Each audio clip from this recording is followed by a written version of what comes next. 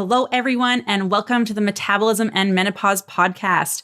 I am your host, Stephanie, and CEO of Vitality OET. We are a women's nutrition, health, and fitness company that focuses predominantly on women's hormones, particularly during perimenopause and onwards. We know that so many women struggle not only with hormonal symptoms during this period in their life, but they also start to struggle with their weight. The old methods of eating less and cutting carbs and doing a ton of cardio no longer works. And it's because your body is inherently different now. As those hormones change, the way we approach fat loss also has to change. So our mission is to teach women about how their bodies change during this period of their life so they can finally reach their health and fitness goals, live a life full of vitality, and feel in control and at home in their bodies again. Today, I am very blessed to have Coach Kirianna, one of my head coaches with Vitality OET, on the podcast today. And we're going to be talking all about thyroid function, cortisol, and menopause, and how it plays a huge role in fat loss. By the end of this episode, you are going to know how the thyroid actually works, common thyroid issues that we see in women, the connection between thyroid and cortisol and stress, the connection between thyroid and menopause and your menstrual cycle, and how to prevent or help thyroid disorders as we age. We're going to go through our 6 best tips to help improve thyroid function, improve your metabolism, and help you lose fat during this challenging time in your life. Okay, so today we are wanting to talk a lot about thyroid health. It's something that we noticed a lot of women going through perimenopause and menopause are really struggling with. So today I have Coach Kirianna on the podcast with me. She has had so much experience with women's health and hormones, lots of advanced training. I knew from the day that I started doing nutrition coaching and starting my own business that I wanted her to come work with me. So I harassed her for a while until she finally said yes, which is super exciting. So I'm super happy to have her on the podcast here with me as well. But yeah, today we're going to discuss the thyroid because so many women really struggle with this, especially as they go through perimenopause and menopause. The rise that we see in hypothyroidism increases quite a bit. So we want to discuss all things thyroid today. There's so many questions. So we're going to cover how the thyroid actually works, common thyroid issues that we see, a connection between thyroid and cortisol and stress, which you know is my favorite topic, is all things cortisol, the connection between thyroid and menopause and your menstrual cycle, and then how to prevent or help thyroid disorders as we age. So first of all, what is a thyroid anyways? The thyroid is a gland in your neck in the shape of a butterfly. Its activity is controlled by our pituitary gland in the brain, which is activated by the hypothalamus, which is another gland in our brain that tells our pituitary gland what to do. So the function of the thyroid gland itself is actually to take iodine found in our foods and convert it into 2 specific thyroid hormones. So we have T4 and T3. T4 is thyroxine and T3 is triiodothyronine, which is a mouthful. The thyroid mainly releases T4, and T4 is generally considered to be the inactive form of thyroid hormone, and T3 is considered the active form of it. So once your thyroid releases T4 into the bloodstream, certain cells of your body transform it into T3. And this is because cells that have receptors that receive the effective thyroid hormone are better able to use T3 than T4, which, as we said, was the inactive form. Yeah, so cells in the following tissues, glands, organs, and body systems can convert T4 to T3 for energy. So the thyroid, obviously, our liver, our kidneys, muscles, the pituitary gland itself, brown adipose fat tissue. This is the type of fat that produces heat to help maintain your body temperature in cold conditions, the central nervous system. So there's so many places. Thyroid hormone affects every cell and all the organs in our body for regulating the rate at which our body uses calories, so energy. This is going to affect weight loss or weight gain, and that's called your metabolic rates. When we talk about like boosting metabolism and stuff like that, that's how many calories you burn at rest. Thyroid is a huge, huge influence on this. It's also really important for slowing down or speeding up your heart rate, raising or lowering your body temperatures, influencing the speed at which food actually moves through your digestive tract. It affects your brain development. It controls the way your muscles contract. It manages your skin and bone by controlling the rate at which your body replaces dying cells, which is like a normal process. We're constantly breaking things down and building it back up. So as you can see, the thyroid affects so many things in our body. Yeah, it's pretty much just a full body system. Would you say, Steph, that you see a lot of women coming into coaching or going into perimenopause that have like symptoms of depressed thyroid function? Oh yeah, like so many, but people never really talk about it, or it's like misconstrued as like, oh, it's just part of getting older. Oh, it's just part of aging. It doesn't have to be. There's lots of confounding factors and stuff that are obviously going to influence this. But like, just because it's common doesn't mean it's normal, and it doesn't mean it's supposed to happen. So a lot of people get sloughed off as that's like, oh, it's just part of getting old. And it's like, no, it doesn't have to be. And I'm sure as heck going to work really hard to make sure I don't end up that way. Yeah, totally. It's just, a lot of doctors say it's just perimenopause. You just have to deal with it, right? Yeah, which is like super frustrating. And like just to invalidate people's like concerns and symptoms is just, it's so bad. Like I could go on a tangent forever about how much the healthcare system bugs me. There's good things and bad things about it, for sure. Yes. Okay, so we know how thyroid hormones affect the body, but who or what, I guess, tells the thyroid what to do and how to function, and how does it turn on and off? And I think understanding this process is really important because it can help us troubleshoot as well what might be disrupted in the chain of events that might be happening for you too. So the thyroid is under the control of the pituitary gland, a gland in your brain, which we had talked about. When the level of T3 and T4 drops too low, the pituitary gland then produces something called TSH, which is thyroid stimulating hormone. If you've ever done any kind of blood work or a blood panel, this is typically what doctors will test is your TSH. This TSH stimulates the thyroid gland to actually produce more hormones. So it's not technically a thyroid hormone itself, but it is a stimulating hormone that communicates from the brain to the thyroid what it needs to do. So under the influence of TSH, the thyroid will manufacture and secrete T3 and T4, thereby raising the levels of T3 and T4 in your blood. Now what happens is that the pituitary gland in your brain senses this and then responds by decreasing its TSH production. So you can kind of imagine the thyroid gland as a furnace, and the pituitary gland is like a thermostat. And thyroid hormones are kind of like the heat in your house. So when the heat gets back to the thermostat, it turns the thermostat off. It signals the thermostat that we're hot enough, let's turn you off. And as the room cools, once the heat is off, so your thyroid hormone level drops, the thermostat will turn back on and release more TSH to turn the furnace on to produce more heat, which is your thyroid hormones. The pituitary gland itself is actually regulated by another gland known as the hypothalamus. So as you can see, body systems can be really complicated. There's a lot of like chain of command here. The hypothalamus is part of the brain and it produces something called TRH, which is thyroid releasing hormone, which tells the pituitary gland to stimulate the thyroid gland and release TSH. So one could imagine the hypothalamus as the person who regulates the thermostat, since it tells the pituitary gland at what level the thyroid should be set, at what level the heat should be coming out. So we'll get into this a little bit later as well. Yeah, so we're going to give some like examples of stuff to kind of help you understand the whole process, because again, hormones can be really complicated or seem really complicated. So we're going to try and simplify it using examples and stuff like that just to try and make it a little bit easier for you. So there are common thyroid disorders that we see in menopause: hyper and hypothyroid. So hypo means an underactive thyroid. This occurs when the thyroid no longer produces enough of the T3 and T4 to keep the body functioning properly. If it's not treated, it can lead to a ton of issues like high cholesterol levels, osteoporosis, heart disease, and even depression. Some symptoms of hypothyroidism are similar to symptoms reported during the menopausal transition. So this can be things like fatigue, forgetfulness, mood swings, weight gain, irregular menstrual cycles, cold intolerance. Hypothyroidism directly affects the body's metabolic rate, which can make weight gain more common or really struggle to lose weight. So doctors will usually test for high levels of TSH to indicate hypothyroidism. So you can think that TSH is like trying to yell louder at your thyroid to produce more T3 and T4 because it's just not listening, kind of like your teenage daughter. So then there's hyperthyroidism, which is an overactive thyroid. And this occurs when the thyroid produces too much of its hormones.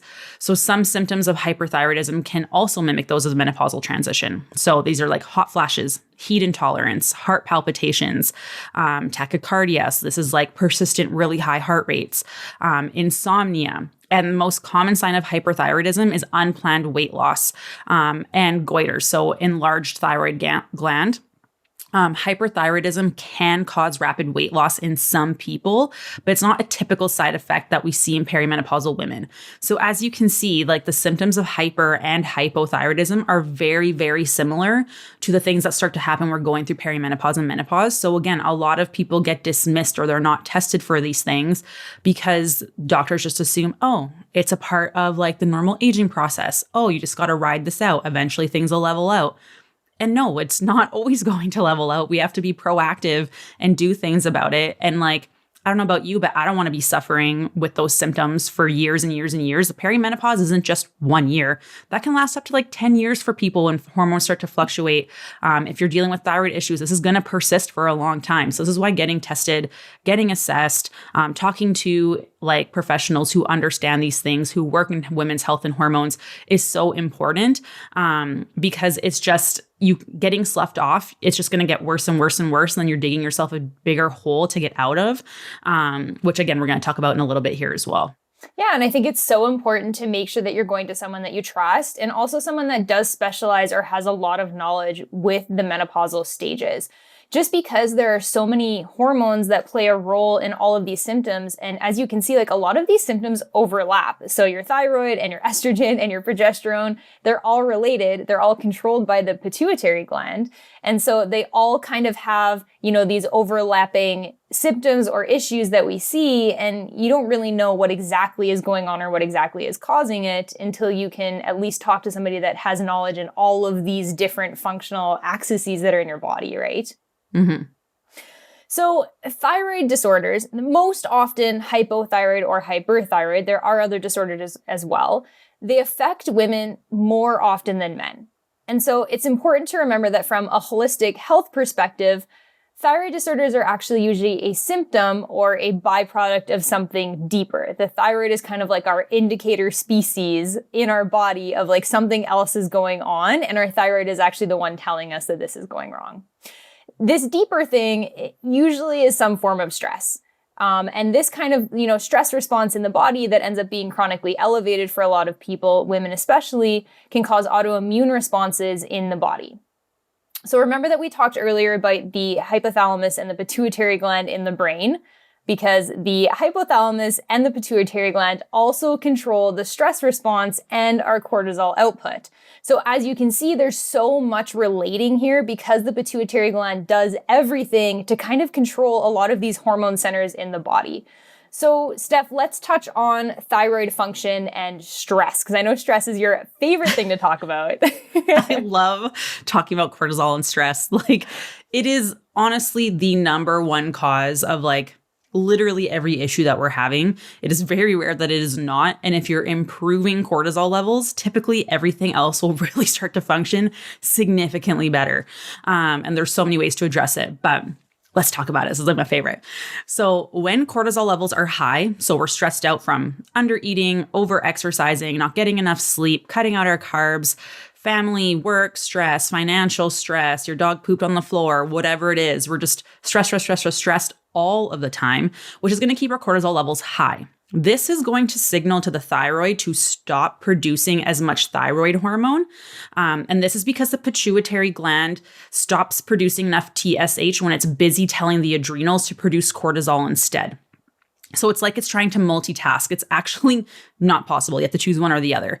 So cortisol in the blood also restricts the conversion of T4 to T3, which, if you remember, is the active form that we use for energy. So we're not only not having enough thyroid hormone produced, we're actually slowing down the conversion of T4 to T3. So there's less usable thyroid hormone for us to actually use. So we can see how cortisol has a pretty direct effect on how the body functions with thyroid hormones because of a high stress response. We can see that chronically high stress will most likely cause a suppression in thyroid function over time. It can actually induce hypothyroidism and really slow down your metabolism.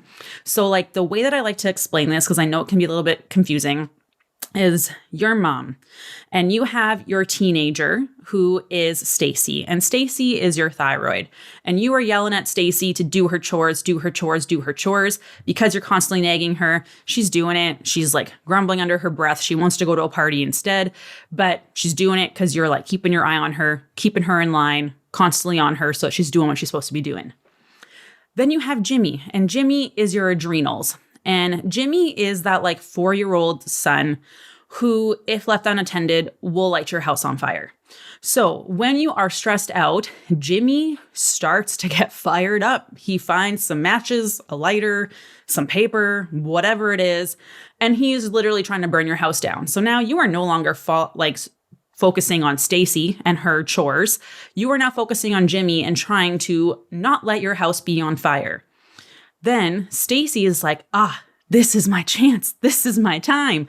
And she is like not doing her chores anymore. She's packing up some alcohol and some other bad things. She's jumping out your window. She's leaving. She's going to a party. She's being rebellious.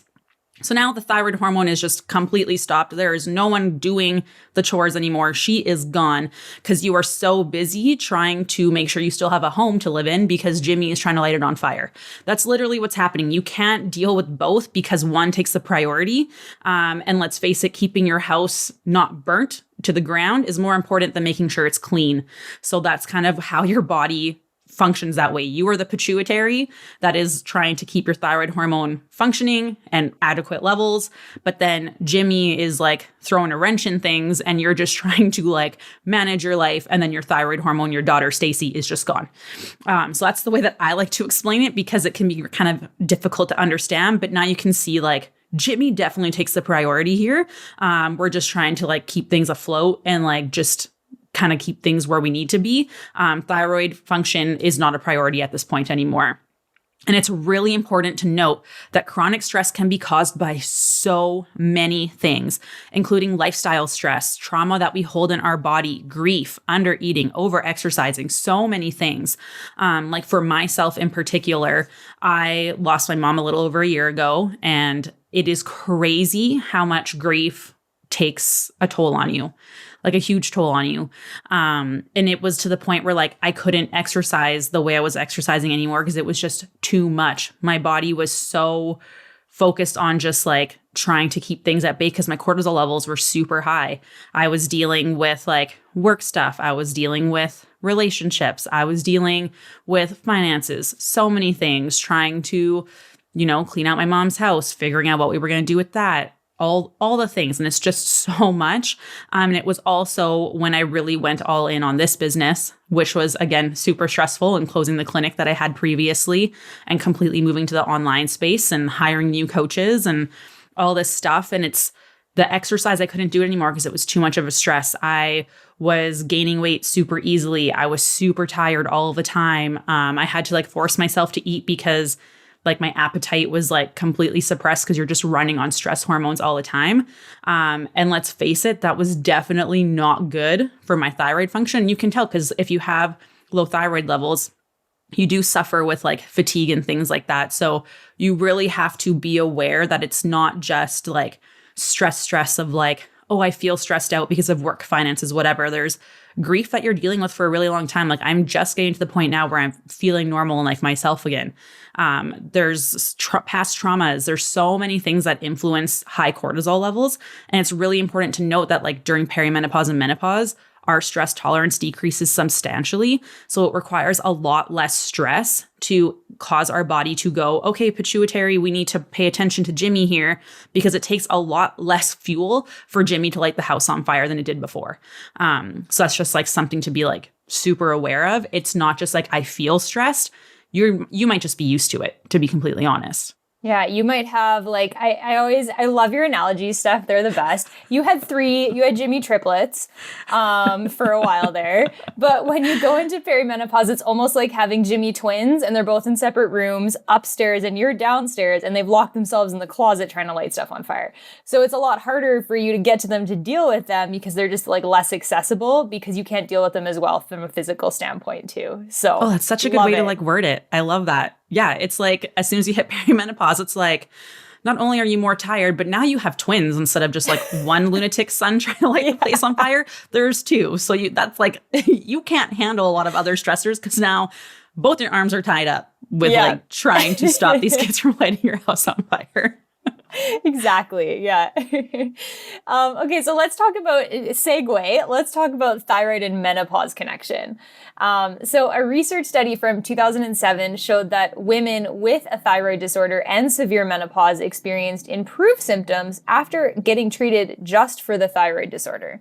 So this actually suggests that treating the thyroid disorder can help manage menopause symptoms, and or that thyroid disorders can cause an onset of severe menopausal symptoms that you wouldn't see if your thyroid was actually fine and functioning properly. Before menopause, an imbalance in thyroid hormone levels, as described above, may also result in heavy or irregular menstrual periods or even absent periods. So if you're pre-menopause and you have period issues and you've had them for a while, that's probably a good chance that your thyroid might be involved in this. There is a hypothesis in the scientific community as more research begins to actually come out now that thyroid disorders may cause early onset menopause. So if you're getting menopausal symptoms before the age of 40 or in your early 40s, there's a high chance that it could actually be exacerbated, or there could be a root cause of like a thyroid disorder maybe making it worse or bringing it on. Early onset of menopause can actually occur from high thyroid releasing hormones, so TRH from the brain, in people with hypothyroidism. Of course, we don't really know a lot of mechanisms yet. The research is still kind of coming out. I don't know if you've talked about this on your podcast yet, Steph, but there's not a lot of research in women, especially menopausal women, because from a scientific standpoint, hormones are like always get in the way of an actual answer or like good results for studies, which is so frustrating the way that like people think about it in the medical community. But the hypothesis right now is that the high TRH levels trigger the pituitary gland to release something called prolactin. You may have heard of this if you've ever had babies, because it actually is the hormone that helps us produce milk when we have kids. Yeah, and it's true about like the research being so terrible when we're looking at perimenopause and menopause. Yeah. Which is crazy because it's like estimated like a 2.5 billion women by 2025 are going to be in perimenopause, which is like absurd. And there's more and more women going into perimenopause earlier because of like high stress lifestyles and chronic dieting and all these things that are just not good for us. And like, it's so frustrating when you look at like studies and stuff. People are like, oh, we don't want to like, this isn't a great study because like you have hormones that you have to like account for, or women's cycles that you have to account for, or like they could have fluctuating this and that. And it's like, that's exactly why we need to do the research, because like we need to understand how those things influence stuff and vice versa. But unfortunately, most of the research is done in men. It's very controlled. And if it's done in women, it's done like super young or much older, where there's not a ton of influence from hormones, which again is like such a huge issue and like why we care so much about this. Okay, so back to the prolactin. That was like a nice little sidebar there for us. Too much prolactin interferes with the ability of the ovaries to produce estrogen. Reduced estrogen can lead to some reproductive health symptoms and issues, including infrequent periods, absent periods, abnormal milky discharge from the breasts, hot flashes, vaginal dryness, infertility. And then in women with hyperthyroidism, too much thyroid hormone leads to increased SHBG, which is sex hormone binding globulin, which can prevent ovulation and is actually linked to PCOS. So as we can see, stress can do a lot to change how the brain communicates with the thyroid and our ovaries, which changes the way our body functions as we age, even when we think it's normal or natural. No, it's common, but it doesn't mean it's normal or natural. So we can see how interconnected the thyroid is with our reproductive health and our stress response. There are, again, so many things that are going to influence everything. So, Kirianna, I think a lot of women are probably asking, like, why do we have thyroid issues, or why does it seem so common? So I'll let you touch on that. Yeah, and I think that's a good question. Why do especially women have thyroid issues, like especially going into perimenopause? We find in our coaching that, and Steph, you can attest to this, many women who go into perimenopause find out then that they have hypothyroidism as well, most of the time. So approximately 1 in 8 women will be affected by a clinical thyroid condition at some point in their life. And we want to emphasize clinical because there are a lot of subclinical or, thyroid conditions that are not detected for people's entire lives. Or, things that don't come out of the woodwork for 10 or 15 years because doctors don't even think to look for them, right? The risk for women is about 10 times higher than for men to get thyroid disorders. That's a huge statistic. A 10 times higher risk is a lot. And the prevalence of thyroid disorders is highest in women over 60, the menopausal age.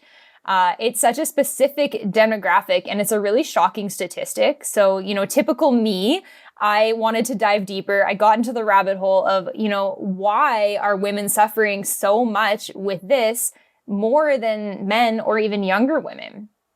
So one scientific reason that I could find for this is that thyroid disorders are often triggered by autoimmune responses, which happen when the body's immune system starts to attack itself in some way. The immune system starts to, get triggered by something internally as opposed to something externally like it should. I'm sure most of us have heard of autoimmune conditions, or, we probably have one ourselves as well. But, when I started looking into autoimmune conditions and why our body reacts like this, it kind of opened up a whole other Pandora's box for me. Typical, you go down the wormhole, right? So I did a little more digging, and I kind of started asking, why do women even experience more autoimmune issues than men? Because you don't see a lot of men with autoimmune conditions. There's not a lot of men out there that have them. So, is there even an answer for us? We had just talked about how there's actually not a lot of research on women going on right now. There is definitely more in the last 5 to 10 years, but there's not a lot of published peer-reviewed information for us to go through from the last 20, 30 years for us to be able to figure out why this is happening. It actually turns out there's a general consensus. I guess you could say a general hypothesis right now. It might not be the answer we want, but it's actually just because we are females. So, the ultimate answer, really simple, really shitty. If you ever took any basics genetics classes, you do know that females are born with 2 X chromosomes as opposed to males who are born with an X chromosome and a Y chromosome, which is what makes them male. It turns out that the X chromosome is actually associated with a greater amount of immune-related genes as well as immune regulatory genes, which aids and induces immunological responses in the body. So the larger number of genes originating from the X chromosome creates a far greater possibility of a larger number of mutations, or you could call them polymorphisms. So just different genes or genes that have different behaviors immunologically. So this creates, more immune issue genes possibly being expressed in women because we have just way more possibilities in that X chromosome, which puts us at a greater risk for the development of autoimmune diseases solely due to us having 2 X chromosomes, so double the chances of immune-related mutations or polymorphisms or different genes being expressed. So we basically get this double dose of genes present on the X chromosome that are immune related. And because of this, it predisposes the female to autoimmunity issues and overreactions to stress than men. And as we can see, even just biologically speaking, women are far more sensitive to stress than men are. And the hypothesis for that is because we have to carry the children, no matter if you want kids or not. Our bodies are biologically designed to carry kids. And so our bodies are probably always assessing the environment, kind of seeing, hey, is this a safe time for me to be able to reproduce or not? And I know we probably just ruined a bunch of people's day by being because you were born with a vagina, you are more likely to have thyroid issues and autoimmune issues. And women everywhere are cool, I can't change that. You just absolutely ruined my day. I know. I ruined my own day when I found out. I was like, oh no, what are we going to do about this? Yeah, no. And the rabbit hole can be dangerous sometimes. So you just dangerous. Start digging. And then before you know it, you're 17 articles deep in the boonies and PubMed and you're just oh man, the studies on your brain's just it's a lot. It's a lot, but it happens more often to us than we like to admit. Okay, so I know again that we probably just absolutely ruined your day. Sorry. And I know that that's a ton of information. And now we are very aware that yes, stress definitely affects our thyroid. It affects our hormone health, can put us into early menopause. But so what can we do to try and help with this? Because I know a lot of you guys are probably feeling incredibly hopeless, but lucky for you, we have a list of 6 pretty simple things that you can do starting today to improve your thyroid function, improve your metabolism, improve your hormone health, all of those things to really put yourself in a better position and ultimately try and get those cortisol levels down to help with everything. So The first thing is to actually get tested regularly. For women over 40, it's really important to get blood work done on a annually, like do that regularly. And stressors can cause shutdown in the body quite suddenly, and things can change a lot in a year. It's important to not only get your TSH tested, but also ask your doctor to test T3 and T4. And if they'll even test it, because some people are like not even, it's just hard sometimes with doctors. I really do. Like, you have to advocate really hard for yourself. But if you can, try and get them to check your reverse T3 and thyroid antibodies as well. The more information you have, the better, because depending on where those numbers are, it can tell us if it's like the thyroid's actually not like stimulated enough, if there's like a conversion problem, things like that. So it'll tell us where the actual issue is, as opposed to just being like, oh, your thyroid sucks. We want to get as much information as we can. And again, especially as we're going through perimenopause and menopause, we go through so much change, becoming empty nesters, typically starting to take care of like sick parents. Sometimes there's like a career change. You start experiencing loss. There are so many things that are already changing, not to mention you're also dealing with hormonal changes. So it's a lot of different stuff going on to you and to your body. So it is really important to get tested on a regular basis. The second one is to eat enough. I will scream this from the mountaintops forever, because eating less calories is a stress on your body. So if you're eating fewer calories than you should, or than you expend, this causes your thyroid to slow down, which is going to slow down your metabolic rate, which means you're burning less calories at rest. So eating enough calories will help keep your thyroid function optimal and keep your metabolism up, which I know sounds super backwards. And like, we have this conversation with women in our program all of the time. Every day. I think we've had one woman out of like the hundreds and hundreds and hundreds of women that we have helped, probably thousands now, actually, to be honest. Thousands of women that we've worked with and talked with. There has only been, I think, one that we did not have to go into a reverse diet and get them eating more, because it's been like constantly eating low calories, like women trying to chase fat loss for years and years and years, eating less than 1,600 calories on a regular basis. Fat loss phases and eating in a deficit should really only be 12 weeks. There are very few people that I would put in a deficit for longer than that, because it does affect everything so much. It doesn't take that long of a deficit to affect your thyroid function, to affect your insulin levels, to affect your cortisol levels. Your body doesn't want to lose weight, and it's super, super stressful on the body. And like, what you were doing before in your 20s of like cutting your calories super low, now doesn't work as much, because it's too much of our stress. We don't have that hormonal buffer anymore. So now we're seeing that like you can't drop your calories as much, because it's just too much on your body. And then your body just goes into a fat storing mode anyways. Like, I always like to share how much I eat. Like, I'm working with Coach Kirianna right now to like get in shape for the wedding, which is happening in July and is super exciting. But like, I have been eating at my maintenance. I'm 5'5" and 145 pounds. I'm a first week into my cut, and I'm at 143, which is really exciting. But like, I'm 5'5" and 145 pounds. I only work out like 3 days a week, sometimes 4 if I'm feeling super ambitious, but like sometimes that's 2. I don't get 10,000 steps in a day. Kirianna can attest to that. That only happens when I'm on vacation. Usually it's like 4,000, 5,000 on a good day, because I'm sitting here doing this stuff.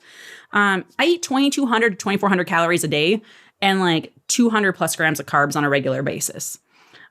So like, if you weigh more, if you have more stress, the more active you are, the more calories you're going to need.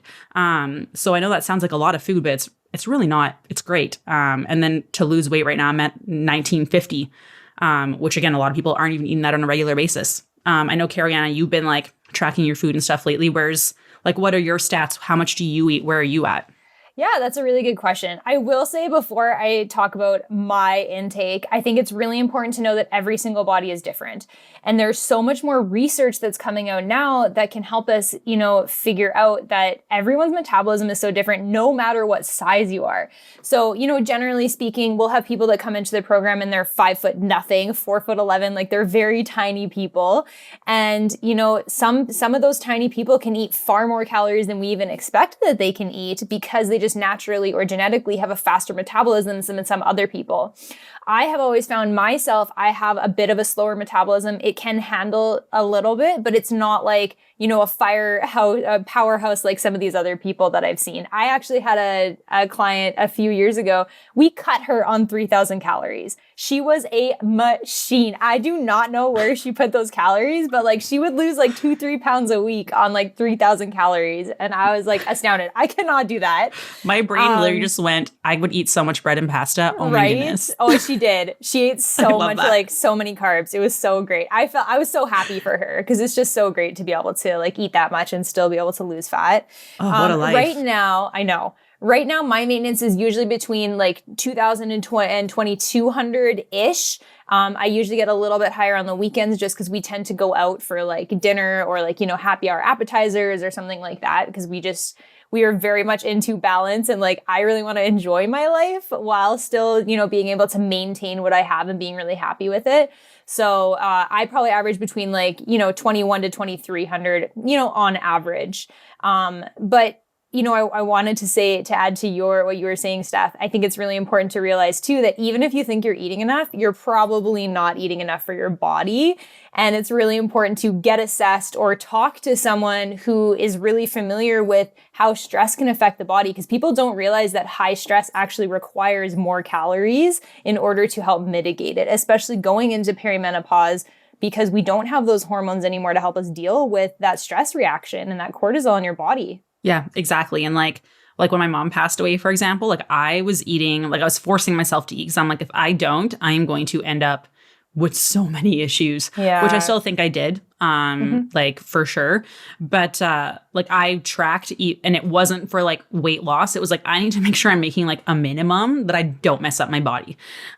So like, you're not just tracking for weight loss. A lot of times it's like, we're tracking to make sure like your hormones are good, your metabolism is good, you're sleeping better, your energy is great, we're not having our crashes in the afternoon. Like there are so many other reasons to like focus on like your food intake, and it's not eating less. It's usually eating more. Like it's wild. Yeah. And more consistently. And as you're probably going to talk about soon, like eating more carbs too. People are so afraid of carbs. Yeah. So the next point, so the first one was get tested regularly. The second was eat enough. The third, eat your damn carbs, you guys.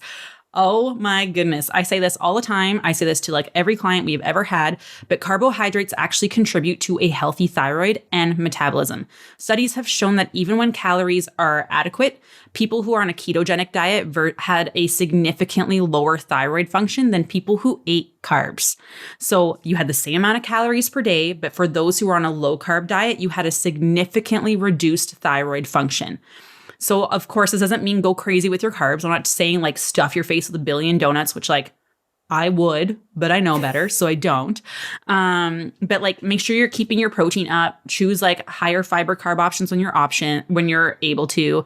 Making sure calorie intake is consistent. These are all important for overall health, but like eat your carbs. Carbs also help bring your cortisol levels down. So not only is the way carbs help with thyroid function is like, okay, so we know Jimmy is trying to burn the house on fire, but you know what Jimmy loves? Carbs.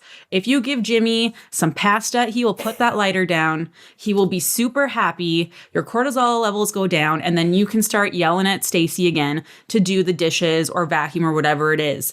Carbs keep Jimmy happy. It keeps those cortisol levels down, and then you're good. That totally makes sense. I just came up with an analogy in my head and I freaking love it. I'm going to use it all the time. I love it. Carbs put Jimmy to sleep. Jimmy's going to go take a nap now. Okay. Exactly. I know a lot of people are like, well, what kind of carbs can I have? You can have pasta. You can have bread. You can have fruit. You can have oats. You can have potatoes. You can have white potatoes. Lots of people have better blood sugar responses with white potatoes than sweet potatoes. You can have rice. You can have quinoa. Like there's so many options. Like what are your favorite carbs, Kirianna? We're big fans of pasta. My boyfriend Derek is a great cook, and the very first dinner he ever made me was a shrimp scampi. Oh my God. Ooh. Like I beg for it like every few weeks. And he's been promising me shrimp scampi for the last like month. And every time we do our meal prep, he's like, oh no, we can't. Like we have all this in the fridge that we have to eat. And I'm like, no, like it keeps getting pushed back. But yeah, we're big pasta fans. So we love pasta, love bread, love sandwiches. Soup and sandwiches are one of my favorites. Oh, so good. I will eat I'm just like you, like I will eat all the carbs. And I find that I feel a lot better eating carbs. So if I'm low carb, I'm like super emotional. I am crabby. I'm grumpy. Like I can't handle things. I remember, and I told you this story before, but I remember when I used to do some bikini competitions. I was in competition prep. I was eating super low calorie, super low carb. And the way that I dictated how my mood was going to be that day is if my oatmeal overflowed in the microwave. Because if it overflowed in the microwave, I was done for. I was like, I'm going back to bed. I would literally start crying. I would start sobbing because my oatmeal was ruined and I had to clean out the microwave. And like carbs really mean more than you think they do for like the way that your body functions. And like mentally too, honestly, like carbs are so good. Yes. Speaking about oatmeal like overflowing in the microwave, I love to cook. Taylor says I'm a great cook. I feel like I'm mediocre. Like I do well if I'm like focused. I cannot microwave oatmeal to save my life. It's a finesse thing. It is so challenging. Like I've done it. I did it once and he's like, what are you doing? There's like too much liquid in there. And then he's like, oh yeah, kids, what's for supper? Oh, it's oatmeal soup. And I'm like, okay, leave me alone. Cut me some slack. Then the other night I was trying to make it and I opened the microwave and I just burst out laughing because like, I think it's hilarious that I can cook like some really good meals, but like I can't microwave oatmeal to save my life. Just your kryptonite. Oh yeah. And it overflowed everywhere. And he just started laughing. He looked at me. He's like, I love you so much, but I will never understand how you can be such a good cook, but you cannot microwave oatmeal. He's like, for our kids, I'm not letting you cook their oatmeal. Like, this is something that I will just do. And I'm like, you know what? You can have that responsibility. That's fine by me. They'll just grow up thinking that oatmeal is supposed to be soup. Literally, it's so bad. Okay, so we've covered getting tested, eating enough food, eating enough carbs. The next one is de-stress and self-care. We say this a lot, but stress is the cause of literally 99% of all the problems that we have. And it's in charge of like all the illnesses that we have, disorders in women in particular. And from the X chromosome factor we talked about, it makes sense that we need to take more time to ourselves. So this doesn't mean like you have to meditate because like even in yoga, like at the end when they're like, oh, just relax and breathe, I am already making a list of like the bajillion things that I have to do. So like doing that kind of stuff does not work for me. I would rather do journaling. I'd rather like read for fun. I would rather go for like a light walk, do some like stretching or mobility, doing feet up on the wall. There are so many things that you can do just to get yourself out of fight or flight and like actively try and bring those cortisol levels down, where we're literally just focusing on bringing your breathing rate down and bringing your heart rate down. This is like super, super important. Things that you can take, like ashwagandha is an adaptogen that has some promising research behind it that can help with your stress response and potentially your thyroid function. However, you do have to be careful because ashwagandha is contradicted for a lot of thyroid medications. So that is something that you should talk to your practitioner about. But Kirianna, what are your favorite like de-stress self-care? Like I like doing like massages, obviously, but like for me, it's like a light walk or like doing some stretching, mobility, reading. Like that's what I find helps me a lot. Yeah, I think everyone's de-stressing is going to be different. I always say do what makes you feel the best or like what has worked for you before. However, there are very specific ways that you can do something to stimulate something called the vagus nerve, which is a nerve in your brain that actually helps us regulate our stress response and gets us out of fight or flight.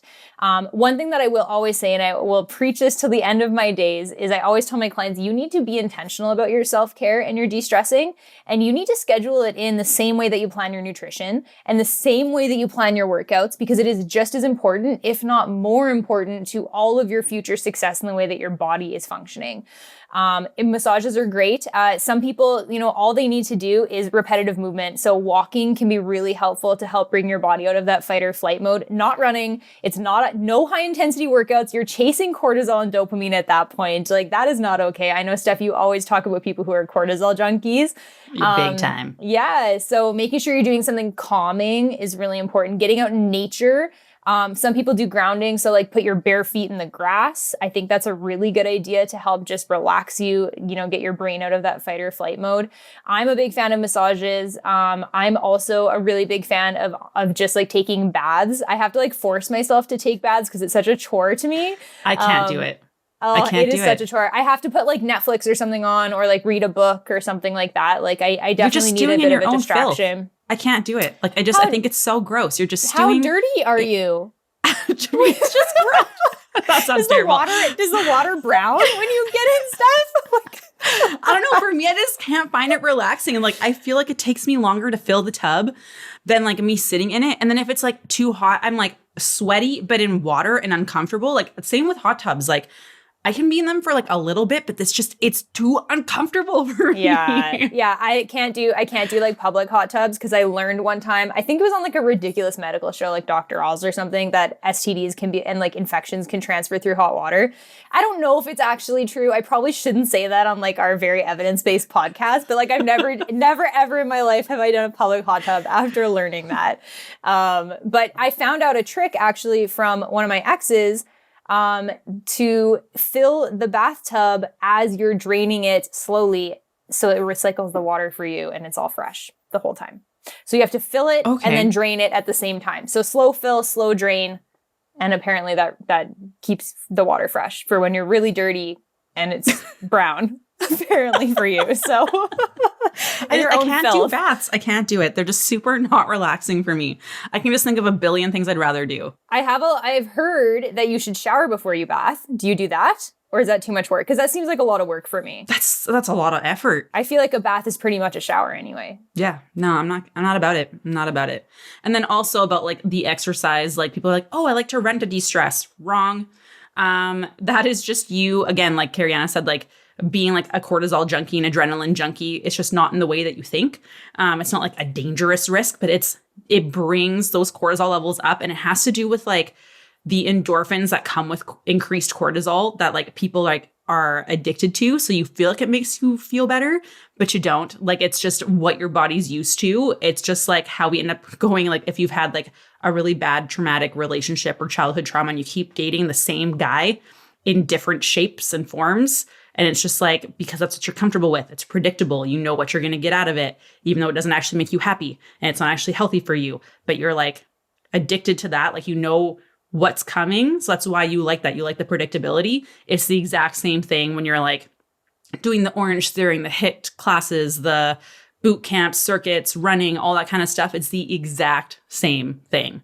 So it's not actually like relaxing. You're just comfortable in it. So it's not actually as good for you as you think it is. It's not a form of self-care in terms of like bringing your cortisol levels down. Yeah. And when cortisol binds to its receptor in your body, wherever the cortisol receptor is, because it's everywhere in your body, it actually triggers the release of dopamine. So people think that it helps de-stress them, but it's just that temporary high, just like emotional eating that people get, where it makes you feel good in the moment, but it actually makes you feel worse long-term. Yeah, like long-term, it's not that great for you. Next one is increasing iodine. So adequate levels of iodine will help produce thyroid hormones. Because the range over the last 10 years, because of the rage over the last 10 years with the Himalayan and sea salt being quote unquote healthier, many people have stepped away from using regular table salt. However, table salt is iodized because we used to have iodine problems in the old days. So it can be really helpful thing just to shake it onto meals. Also seaweed products like seaweed snacks can also be high in iodine. But like, yeah, everyone was all the rage about like these pink Himalayan sea salts and stuff like that. It's like, just use your regular table salt. Everyone's like so scared of salt, but it's actually not as bad for you as you think it is. It's actually really important for like electrolyte balance and like hydration balance. It's actually good to have like a little bit of salt before workouts too. Everyone's so afraid of table salt, and you really shouldn't be. Yeah, I switched back to table salt, actually. I used to be all into the Himalayan salt. I thought it was like so much better for me. There's some like different minerals in it.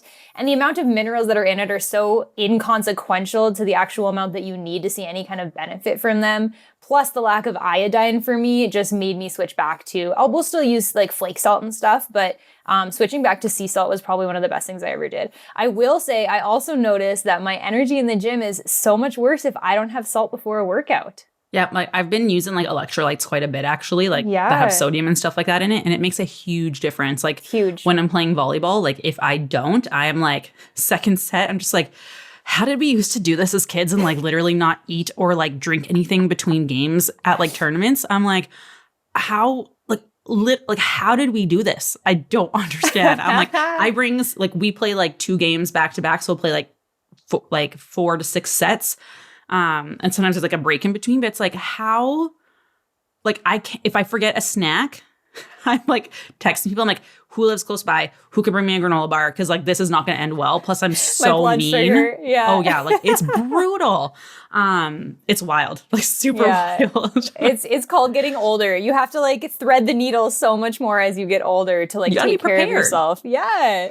Yeah, like my friend Becky, when we used to like whatever go out with like friends or something, or we go to like an event or even like nicer events and stuff, she would have like kid snacks from her kids in her purse.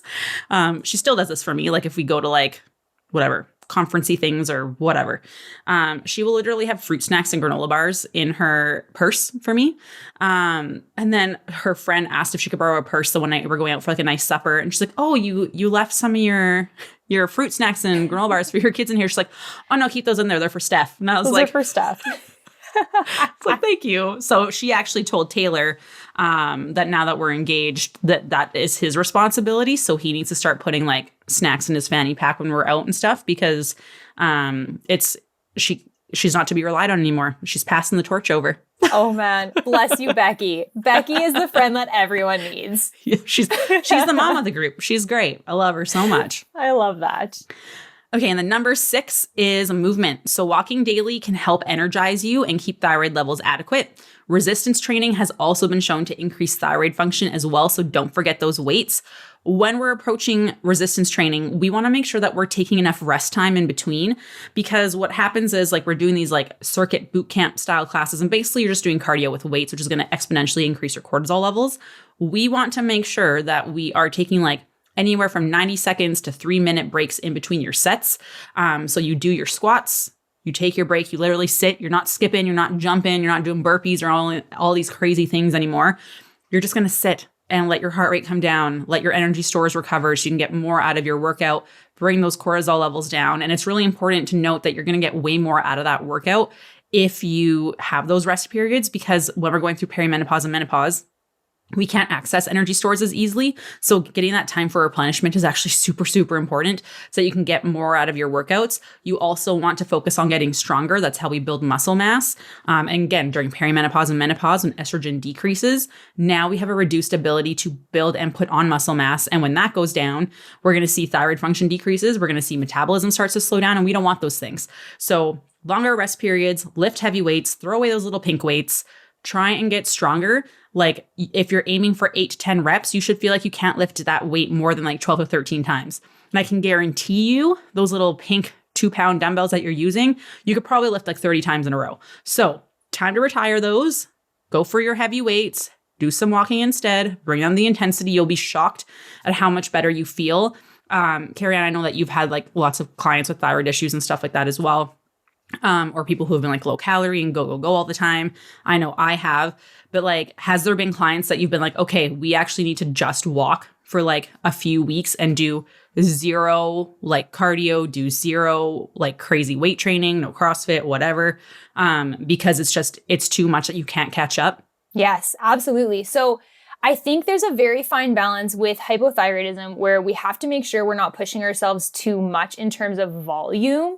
And also making sure that our immune system, because again, it's kind of immunologically related, make sure that our immune system can kind of keep up with us instead of releasing all of those inflammatory cytokines with all of the stress that we're putting on our bodies. Unfortunately, with hypothyroidism, for most people, even on medication, your threshold for all of that stress and inflammation is a lot lower than the normal person.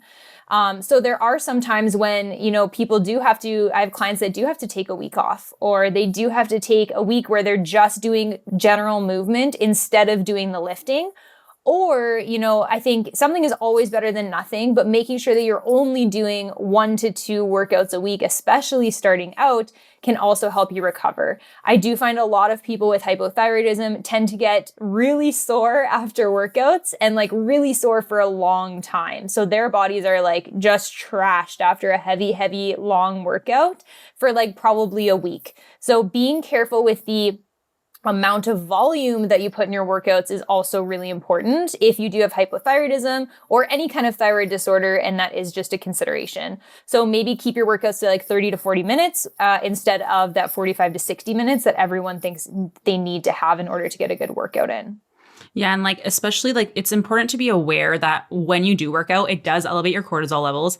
It does break down muscle, which is like micro tearing, which is going to result in inflammation. It's going to result in some fluid retention. And these are things that we already struggle with during perimenopause and menopause. And it's something that like when we have our thyroid issues, we can't buffer that as well anymore. So it's really important to be aware that like you might feel good, but you still have to like really tailor back the intensity, because the only way you're going to know if you push too hard is like if you feel like trash the following days. So it's better to start out slow and like slowly build up that threshold.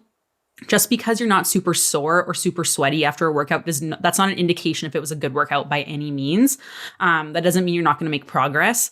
Like I very rarely feel like super sweaty or feel like crazy sore after a workout, because that's not a good indication. Should you feel like you worked a little bit? Yes. But like if it totally knocks you on your butt, like that wasn't a good workout for you. Yeah. Yep. Absolutely. And so if you have workouts that you're always sore after, it's an indication of a bad training program for you. It's not a bad training program for everybody, but your body is telling you that it's probably not able to properly recover, even though we kind of, unfortunately, used to use this metric of, oh, I'm sore after a workout. That means it was a good workout. No, it doesn't if you're sore all the time. You can be sore after different workouts, like new stimulus, but being sore after doing the exact same thing after, a month or 2 months or even a year, and you're always sore, that definitely means that your training, you need to scale back.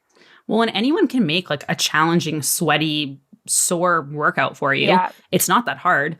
If that's how you're like dictating if like your trainer is good, that's not a good indication, because like if I want to make you feel like garbage after, I'm going to just toss in some unnecessary running, some unnecessary jumping, some burpees. Like that's a way to easily make a workout harder, make you sore, and make you feel like you worked really hard. That doesn't mean that it's effectively going to get you closer to your goals. Like the way training programs need to be is there has to be intention behind it. There has to be a purpose. Why are you doing each exercise? How is that going to stimulate change? Can your hormones handle it? Are you eating enough to like match the demands that you need? Because that's also going to influence things. So like just be like, anyone can make a workout hard. Anyone can make a workout challenging and sweaty and make you sore. That does not mean it's the right workout for you. Yes. Nope. Totally agree.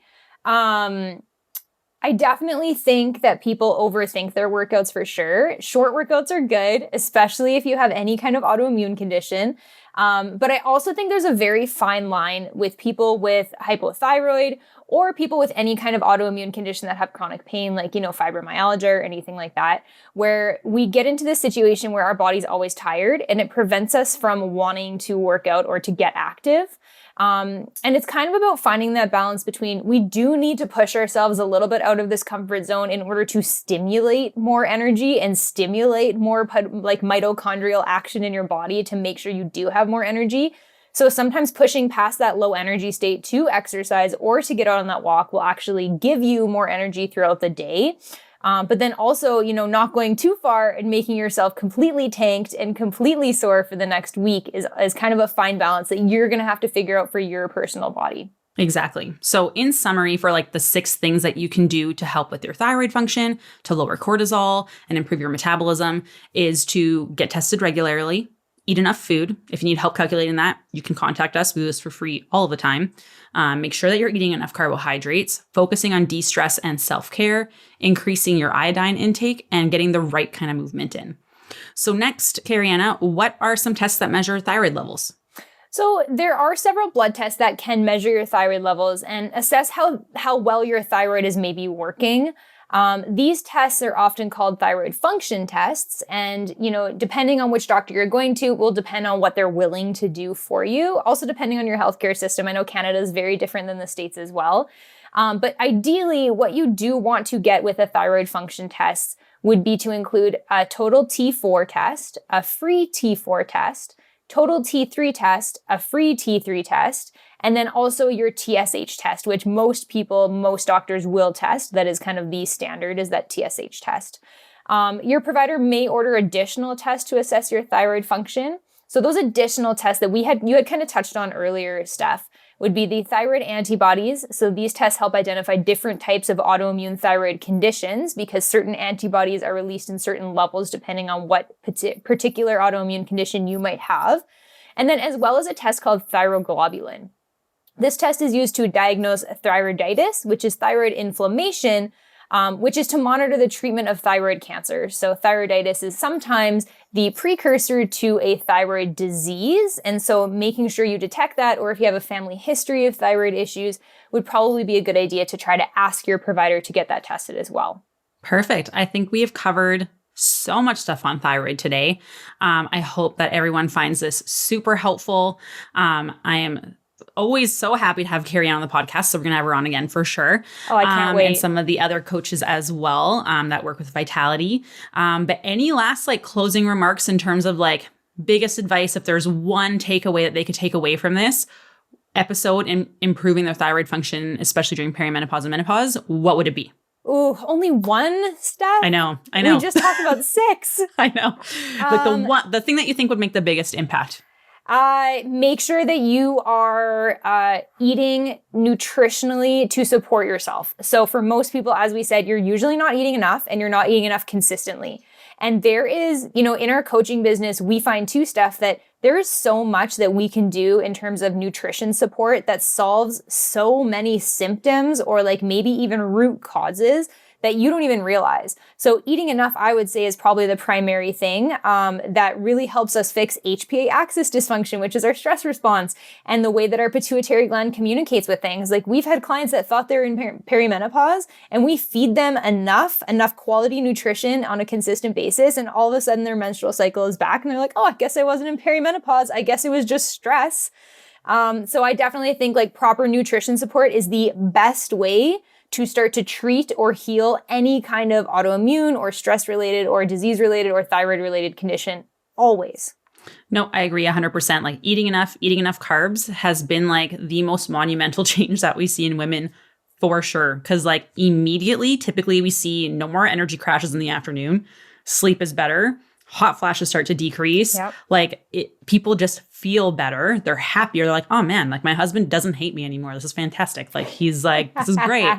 Or libido starts to come back. There are so many things, all these menopausal symptoms that women are struggling with and thyroid symptoms and stuff like that can be just symptoms of under eating. Yes. There's so much crossover there that it's maybe you don't actually have these things. It's important to get tested 100%. We've talked about that, but sometimes it's literally just symptoms of not eating enough. Yeah. Yeah. Crazy stuff. Okay. So as always, we're going to wrap it up here. Again, thank you so much for hopping on with me today, Kirianna, and we will talk soon. Thanks for having me on, Steph. Bye.